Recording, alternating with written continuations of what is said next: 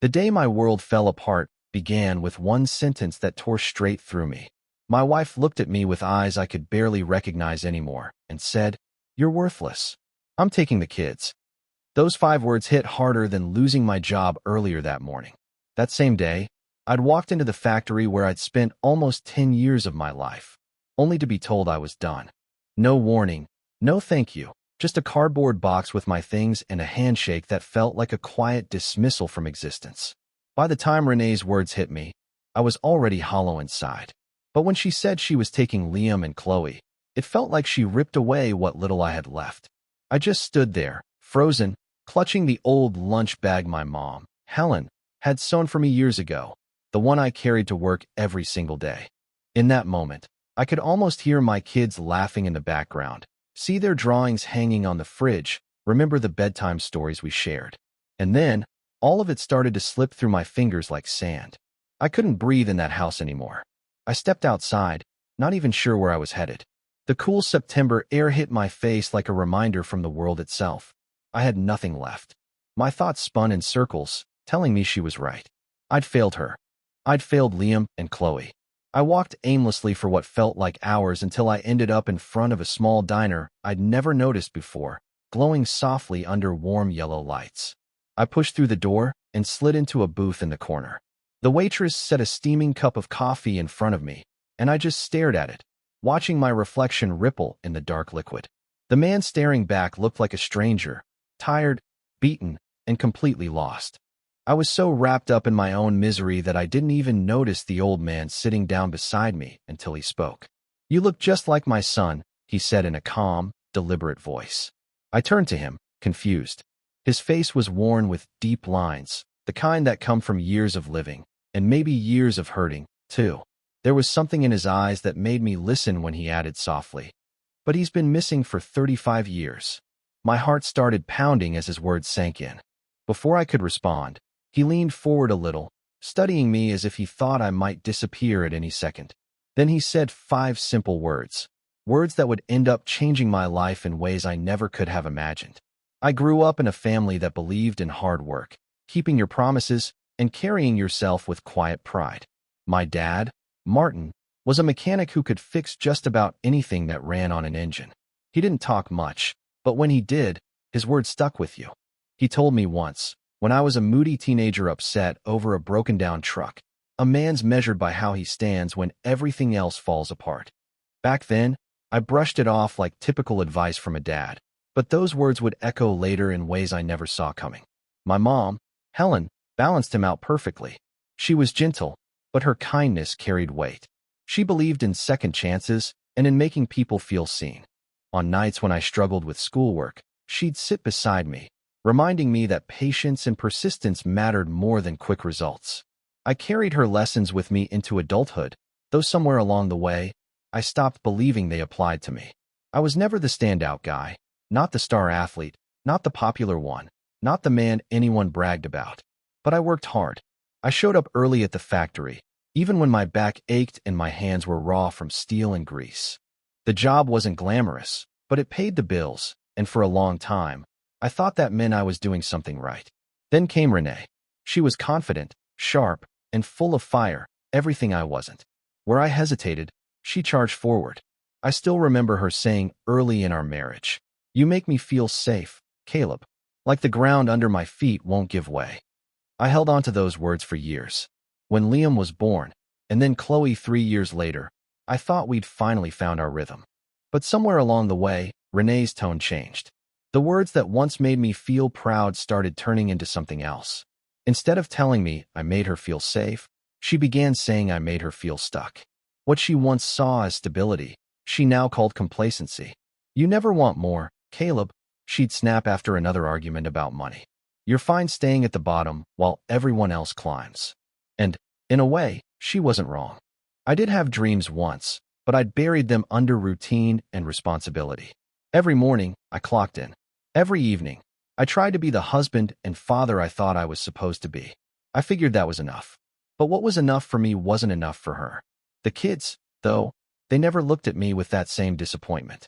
Liam, at 10, had his mother's wit, but my quiet side. He was always full of questions about engines, about life, about why people argued even when they loved each other. Chloe, just 7, had a light in her that could fill any room. She loved drawing animals and sticking them to the fridge so I'd see them when I came home.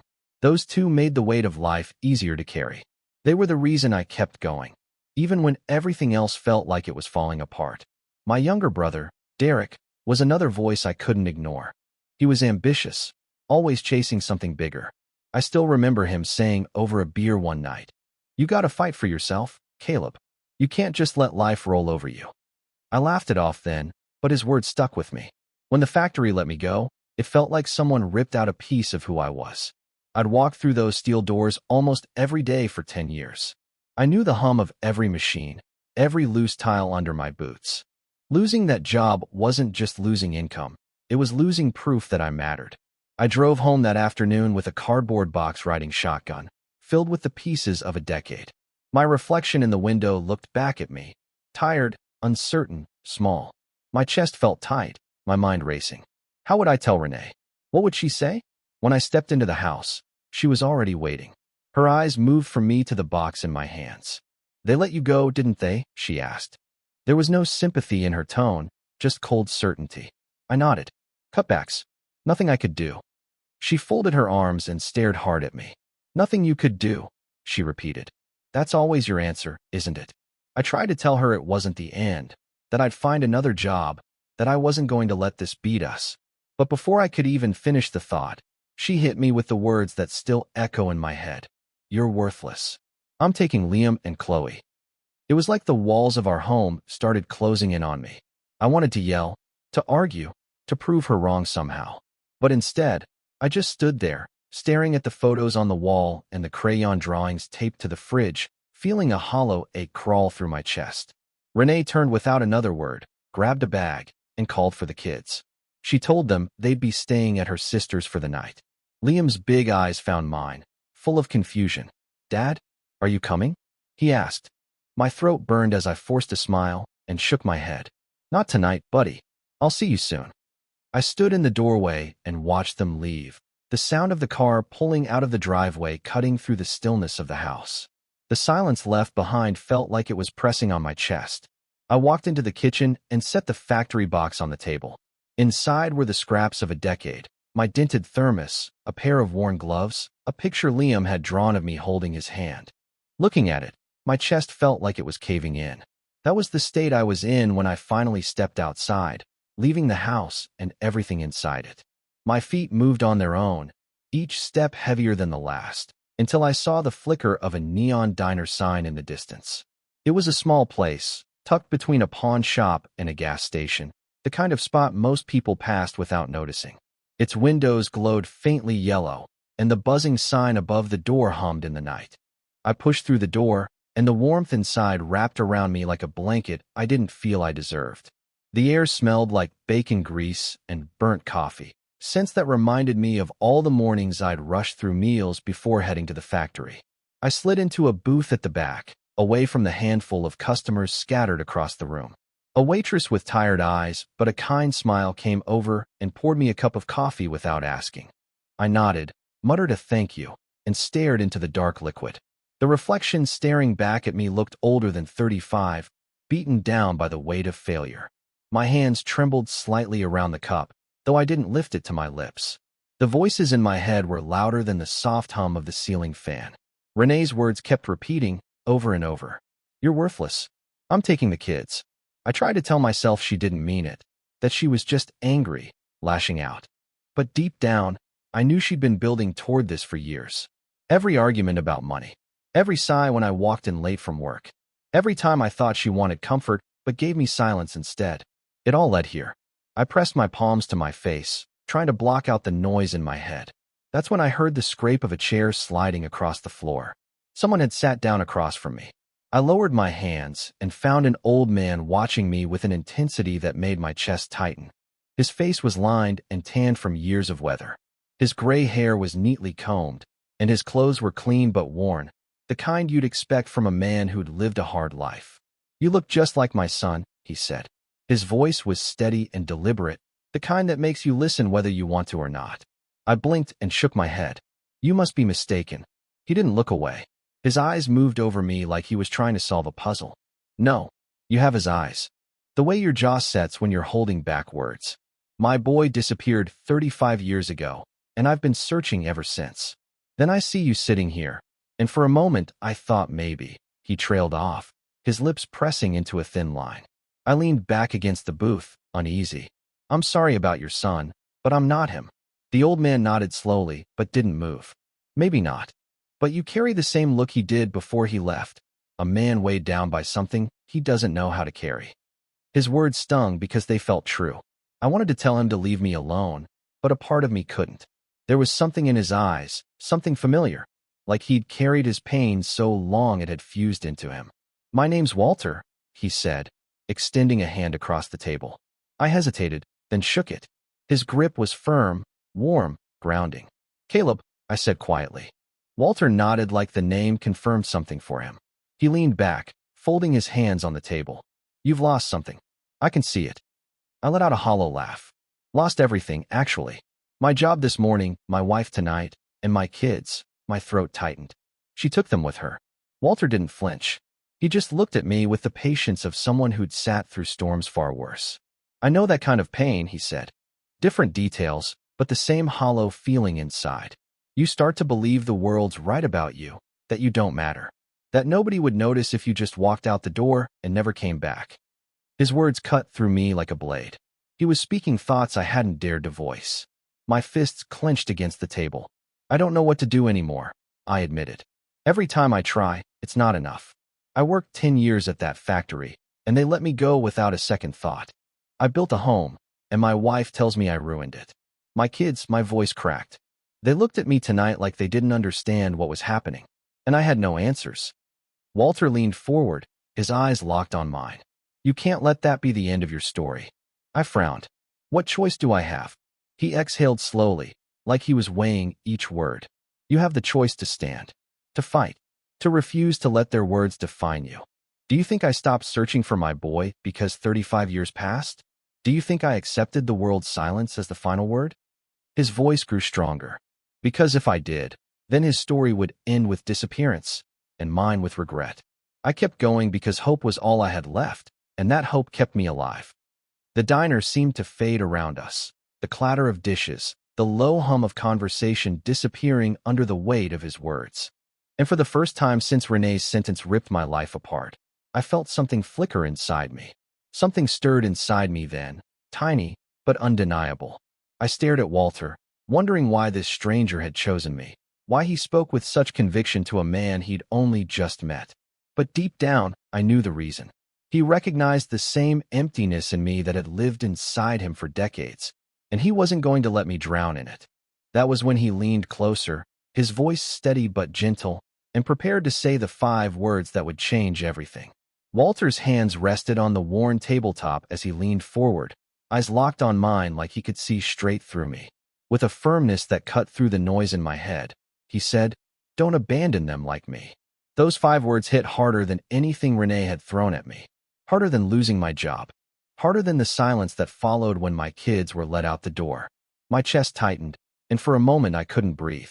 It felt like he'd reached inside me and dragged the thoughts I was trying to bury into the light. What do you mean? I asked, my voice quiet, almost afraid of the answer. Walter's gaze didn't waver.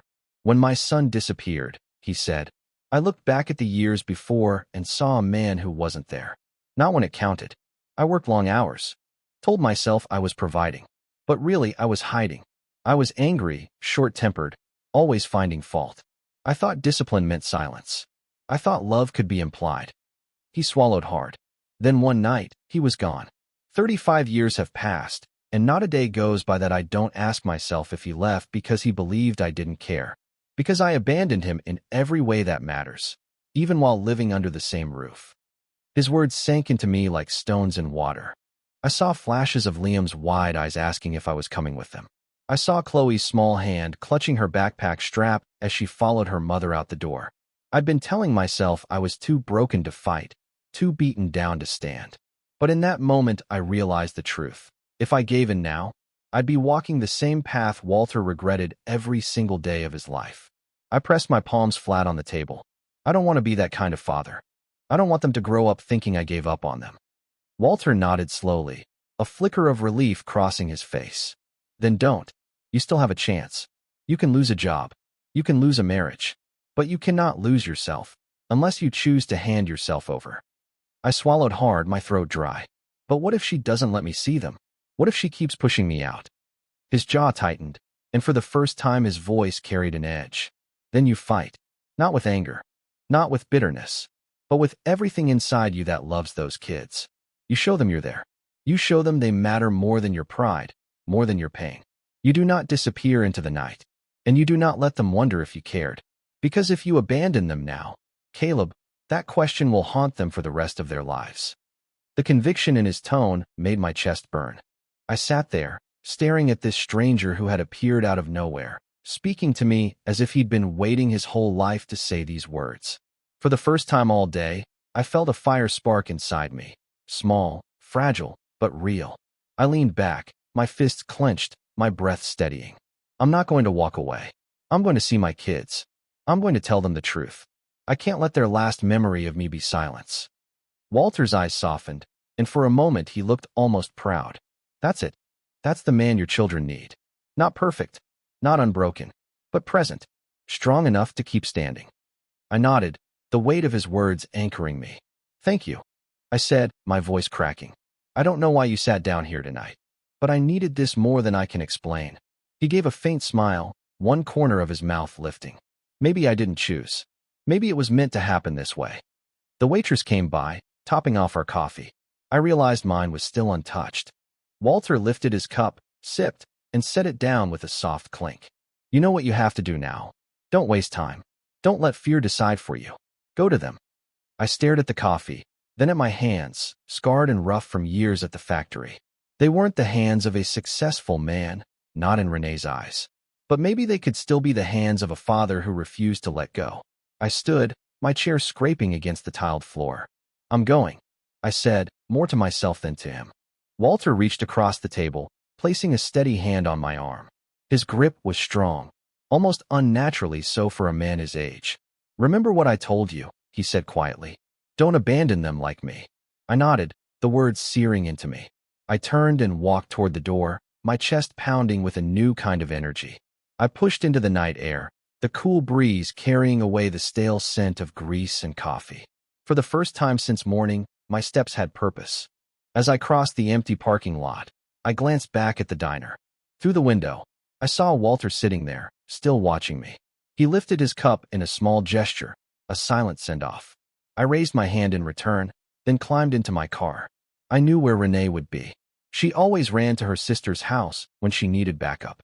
That was where she had taken Liam and Chloe. My hands tightened around the steering wheel as I started the engine. For the first time in years, I wasn't thinking about what I had lost. I was thinking about what I still had to fight for.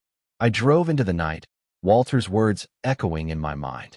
I didn't know what waited at the other end.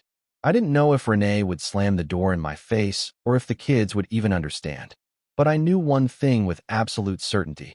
I wasn't going to abandon them. The drive to Renee's sister's house felt longer than it should have, though I knew every turn by heart. My chest tightened with every mile, but Walter's words kept me from turning the car around. Don't abandon them like me.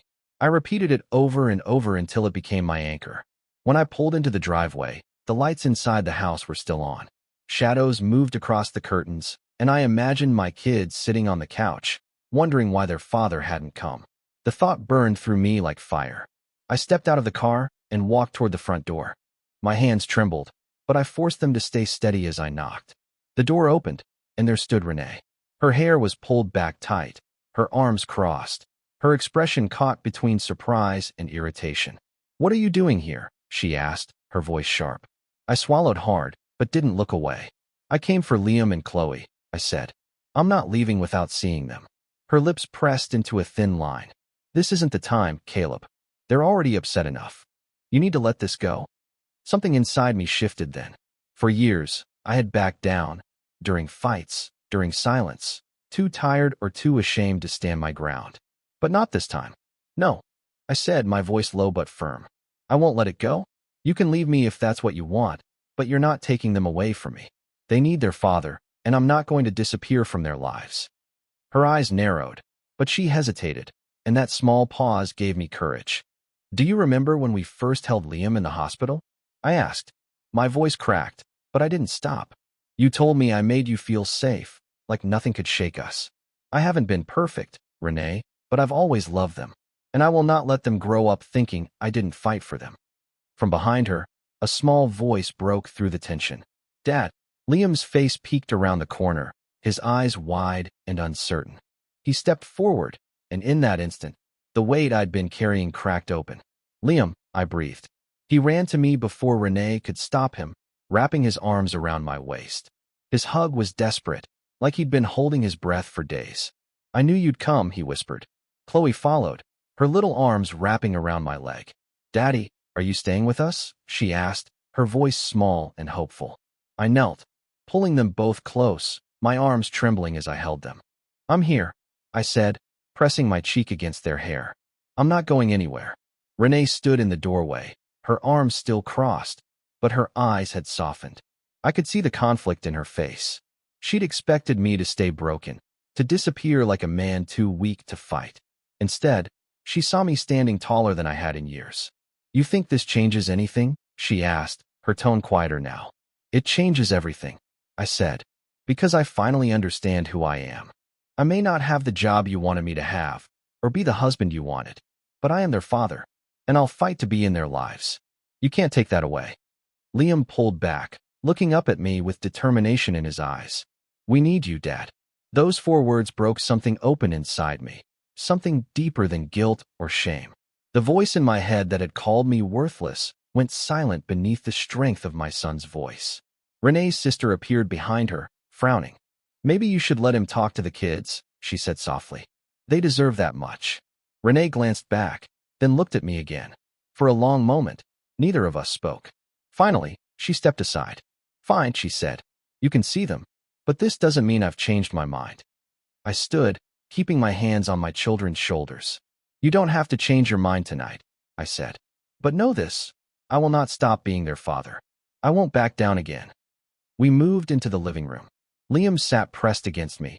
Chloe climbed into my lap, their small bodies clinging to mine as if I might vanish. I told them the truth in simple words they could understand, that sometimes parents fight, that sometimes people lose jobs or make mistakes, but none of it would ever change how much I love them. Renee listened in silence. She wasn't ready to forgive, but in her eyes, I saw a flicker of something I hadn't seen in years, respect. The night stretched on in soft conversation, the children's laughter slowly filling the space I thought I'd lost forever. When I finally stood to leave, Liam clung to my arm. You'll come back tomorrow, right? I bent down and met his eyes. Tomorrow, and the next day, and every day I can. I'll never stop showing up for you. Chloe hugged me tightly. Promise. I kissed the top of her head. I promise. When I stepped out into the cool night, I felt lighter than I had in years. My marriage was still fractured. My job was still gone. My future uncertain. But for the first time, I wasn't paralyzed by any of it.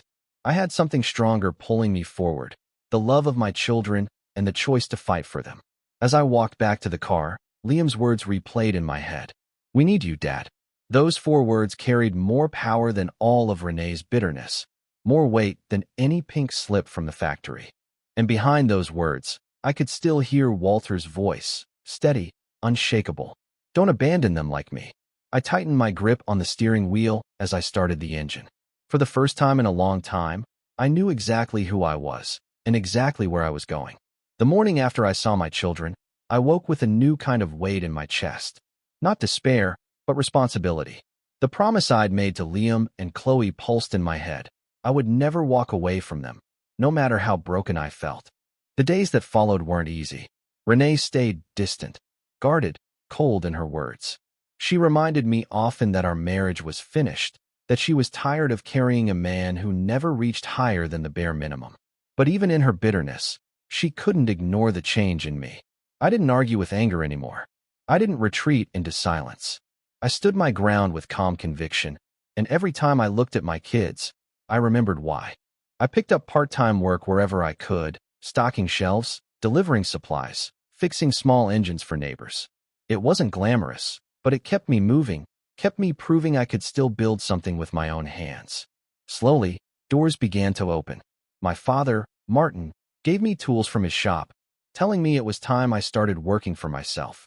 My brother, Derek, stopped by one afternoon, looked at me, and said, "I don't know what happened to you, but you finally look alive." Most importantly, my children never doubted me again. Liam started asking me to help with his school projects, his voice bright with excitement I hadn't heard in months. Chloe began drawing pictures of the three of us holding hands, taping them proudly to the fridge each time I visited. They were watching me, learning not from my words, but from my choices. And every day I showed up, I proved to them that their father was still standing. Weeks later, I went back to Mason's diner. I wanted to thank Walter, to tell him how his 5 words had changed my life. When I stepped inside, I scanned the booths, but he wasn't there. The same waitress came over, wiping her hands on her apron. "Can I get you something?" "Actually," I said, "I'm looking for someone." "Walter." Older guy, gray hair, solid build, kind of serious. She frowned. "You mean Walter Vayner?" I nodded eagerly. "Yeah, that's him." Her expression softened. I knew Walter, but he passed away years ago. I haven't seen him in over a decade. The coffee cup in my hand trembled slightly. I looked around the diner, at the worn booths, the hum of conversation, the same clock ticking on the wall. But Walter was nowhere to be found. For a long moment, I just stood there, letting her words sink in. Then I looked toward the booth where we'd sat that night, the one by the window, where the light had hit his face just right. The seat was empty, but the air around it felt heavier somehow, like his presence hadn't completely left. I set my cup down, nodded to the waitress, and walked out into the morning light. The world outside looked different. Not brighter, not easier, but clearer. And as the wind brushed against my face, I heard his voice again, quiet but certain. "Don't abandon them like me." I smiled faintly, starting the engine. "Don't worry, Walter," I whispered. "I won't." And with that, I drove home, to the life I still had left to build.